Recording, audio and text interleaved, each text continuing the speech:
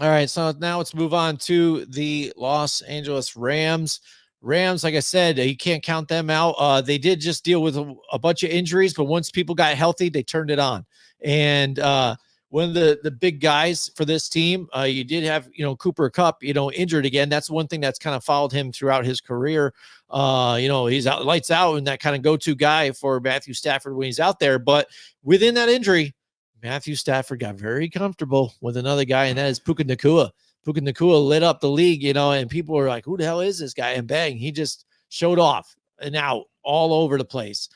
So it was a nice fit for the team. They came out and really stood up and made a run, and this the thing about this team. No matter what, knock them out, drag them out. They're going to fight, and they're still going to get back here. And they definitely surprised me last season, where I wasn't sure what was going to go on with this team. Maybe take a step back, but they dealt with the injuries, and they came back and they fought hard. And here you go, you got another star, another stud wide receiver in Puka Nakua for Matthew Stafford.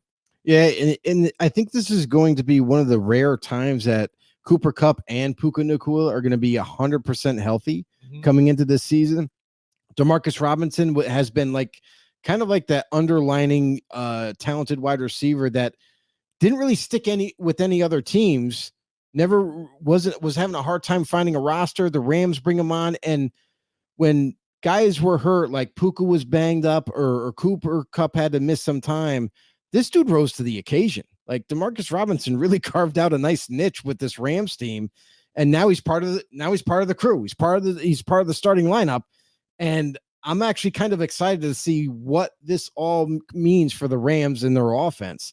Tutu Atwell showed up last year, doing very well, but he's going to still be involved. Obviously, Tyler Johnson is a newcomer there. They're going to keep working with him and developing him and so forth. They got some younger guys that they got out of the draft this year, hoping that they can maybe develop down the road. But all in all, I mean, receiving core wise, they're pretty darn solid. And then this is a team that wasn't too far away from contention. It's only been a few years, and it looks like they've kind of retooled and they're ready to kind of make another push here.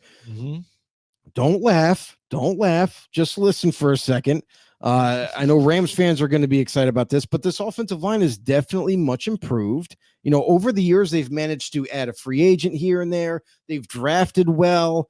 You think of Steve Avila, who it was drafted in 23, was a guard, moved to center this year. And because they have new veterans in place, Jonah Jackson comes over from Detroit. Alaric Jackson, to me, is one of the more underrated left tackles in this league. He's going to look to make a name for himself this season, along with veteran tackle on the opposite side and Kevin Dotson. So, Bob Havenstein, another vet. Kevin Dotson is moved into freaking guard there. So offensive line wise, they look pretty solid across the board. That's going to make Matt Stafford very happy. It means he doesn't maybe have to run as much. And then in turn, your running backs, you got Blake Corum, who they drafted, who I think it's perfect. Like, this is a team that they do like to make their offense balanced. They do like to run the football. That alleviates pressure off of Matt Stafford. And then also, by the way, they got all these weapons that he can throw to if the running game isn't working. So Kyren Williams, also a big name. But again, offensive wise, I don't really have questions. I think they're solid enough. I think they're definitely going to contend with people. But offensively right now, man, on paper, I got to give it up to them. Like, they're going to be one of the contenders in this division. Yeah, absolutely, Joe. And again, they can hit you from anywhere. You look at Kyren Williams, what he was able to do too at the running game. Like you said, they go and get Blake Corum on top of it, so they're handled there. And then double dipping. And then they got the weapons here receiving. This team, like I said, kind of sneakily, despite the injuries, kind of got back in this division and in the playoff push and made something happen out of nothing. And top 10 in offense. And then key for them though too is, again, 8th, I think, in third downs in the red zone, 4th overall last year in the red zone. And they have all those weapons coming back again. Right. And that's the thing. When you get to the red zone, you can't stall out. You need to score. And these guys scored. Whether it was running it was throwing it to Puka Nakua, whoever, they just got it done. The defensive side of the ball, though, That was a I'm different excited. story. I'm excited. Before last season, you saw the difference last season, not having, their star D tackle. But now, Aaron Donald. Aaron Donald. That's So now, okay because Kobe Turner showed up. there you go. I mean, I'll tell you right now, this defense is so underrated. It's not funny. Like, they were able to come away in this draft they had big holes there at the defensive end position, and then opposite side, because they're running a 3-4, they have another edge position. So they managed to fill them with guys that not only are they from the same school, Florida State, but also Braden Fisk and Jared Verse. Mm-hmm.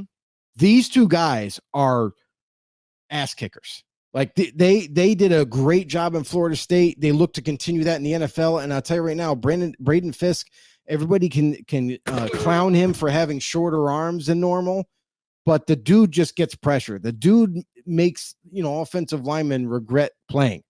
And then you have Jared Verse, who's this kind of long, lanky, chiseled physique, very strong power rusher, who at the next level, if they can teach him some new pass rush moves, this dude is going to be dangerous. So you team him up with guys like Kobe Turner, who showed up last season, Bobby Brown holding down the middle. That front four right there, that's scary, especially if Braden Fisk and Verse reach even half of their potential as rookies. This is going to be a scary group. And then you go behind them with your linebackers and your secondary, guys that are young. They have a couple of vets sprinkled through, but there's a couple of, familiar faces. If you're a Bills fan, you remember Trudavius White. He's going to help lock down that corner spot. And mind you, yes, he missed all last year, and people maybe have started to forget about him because he's not on the Bills roster anymore. Yep. But this dude can ball. This dude is an amazing player. He was a godsend for the Bills when they drafted him. He's going to look to revamp his career in LA, along with John Johnson III. Yep. Rams fans, remember him? John Johnson III. He's back again as one of your veteran, safeties, and very underrated, but much appreciated. Cameron Curl, safety from Washington, was seen as the best safety in free agency to be had.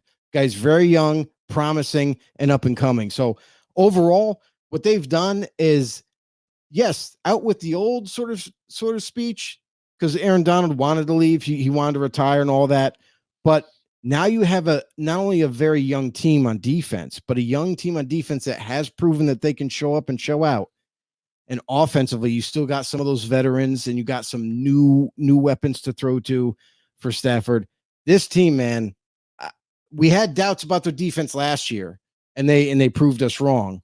They might be young, but man, are they hungry? Yeah, and like you said, making the slight additions that they had, bringing some veterans back. Trudavius White, again, you saw the difference when he wasn't on the field for the Bills. When he went down with injuries, and then Matt Milano went down with injuries, you saw that defense suffered. Right. And so the addition on the Rams here, it's a great move to help them out here, because what happens too is if you don't have that pass rush that you did before, which again, like you said, they did play well with Byron Young, and then also to Kobe Turner, like you said. Kobe Turner, I think, had 9 sacks. Byron Young had like 8. So getting a bit of some pressures here.